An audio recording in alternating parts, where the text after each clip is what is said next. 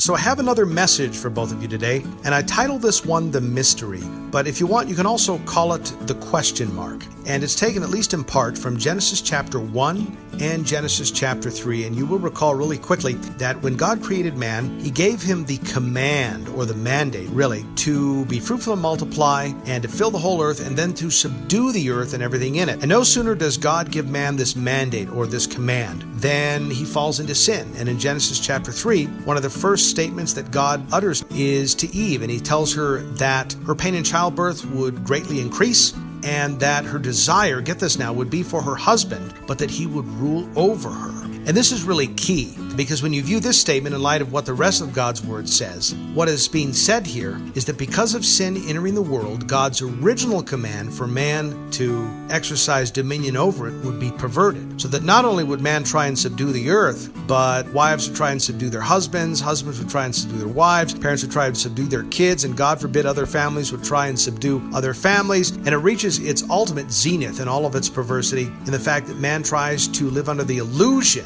that he can somehow subdue God, that he can somehow either ignore God, or if he does acknowledge him, to try and fit him into some kind of a theological shoebox of what he thinks God should or should not do, based on his interpretation of what God's word says. You know, when you study both the Old and New Testament, there are literally dozens of words or statements that describe God. He's known as, the bright morning star, the beginning and the end, the first and the last. He is Elohim. He is Adonijah. He is the root of David, the Ancient of Days. He is the Lamb slain for the world. But I think all of these descriptions come to a point in what I consider to be the greatest description of him, and that is Yahweh. Yahweh is the Old Testament for I am. When Moses was asking God who he should say sent him, God's statement to him is unbelievable. He says, "Tell them I am sent you." And of course, Jesus in John 8:58, he says, "Before Abraham was, not I was," right? The earliest manuscripts in Greek don't say that. It's ego eimi, which is I am. Before Abraham was, I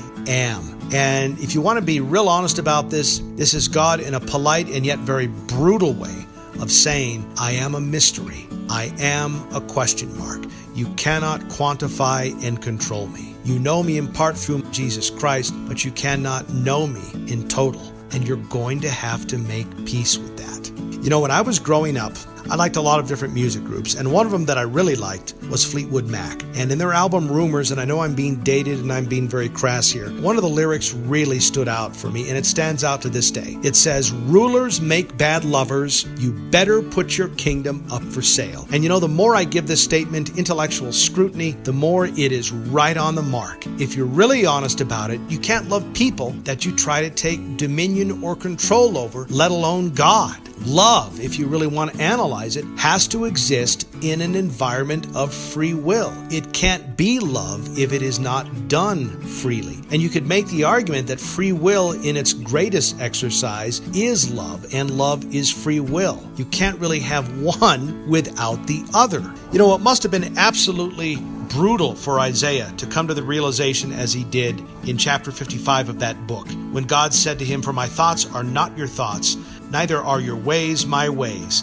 As the heavens are higher than the earth, so are my ways higher than your ways, and my thoughts than your thoughts." When we acknowledge that God is the I am, we are acknowledging what God told Isaiah, that God is a mystery to us, and there's no two ways about it. It's been said that our greatest battles are not with the people and the institutions around us, but rather with God. And while I agree with that statement, I think I would refine it perhaps a little more by saying that our greatest battle is when we learn to give up the illusion of our control of God in our lives and begin to accept him as the I am, as the mystery that he really is. And it stands to reason in closing that the Christians who have, in a general sense, the greatest marriages, and I think the greatest friendships, are often those people who accept God on his terms, who are willing to live with the mystery. Because if you're willing to renege on your control of God and thereby enter into a relationship with him and love him, then you're willing to renege on your control of the people around you,